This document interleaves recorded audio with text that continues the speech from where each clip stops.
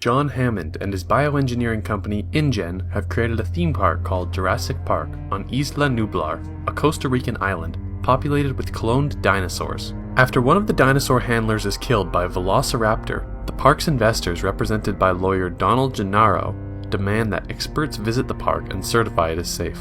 Gennaro invites mathematician and chaos theorist Ian Malcolm, while Hammond invites paleontologist Dr. Alan Grant and paleobotanist Dr. Ellie Sattler. Upon arrival, the group is stunned to see a live Brachiosaurus. At the park's visitor center, the group learns that the cloning was accomplished by extracting dinosaur DNA from mosquitoes that has been preserved in amber. DNA from frogs was used to fill in gaps in the dinosaur genomes. To prevent breeding, all the dinosaurs were made female.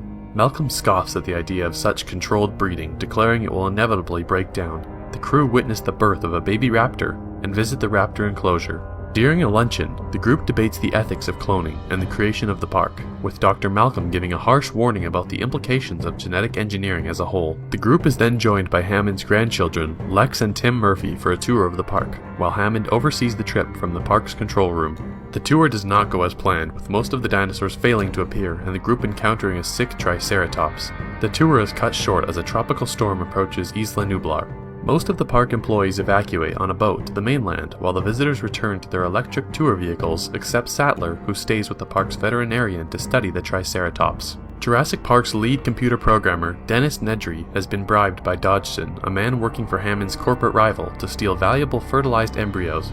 Nedry deactivates the park's security system to gain access to the embryo storage room, where he stores the embryos inside a canister disguised as Barbasol shaving cream, supplied by Dodgson. Because of Nedry, the power goes out and the tour vehicles become stuck. Most of the park's electric fences are deactivated as well, allowing the Tyrannosaurus to escape and attack the tour group. Grant, Lex, and Tim escape, while the Tyrannosaurus injures Malcolm and devours Gennaro. On his way to deliver the embryos to the island's docks, Nedry becomes lost in the rain, crashes his Jeep Wrangler, and is killed by a Dilophosaurus. Sattler assists the park's game warden, Robert Muldoon, in a search for survivors, but they only find an injured Malcolm before the Tyrannosaurus returns. Grant, Tim, and Lex take shelter in a treetop. Later, they discover the broken shells of dinosaur eggs. Grant concludes that the dinosaurs have been breeding, which occurred because of their frog DNA. West African bullfrogs can change their sex in a single-sex environment, allowing the dinosaurs to do so as well, proving Malcolm right.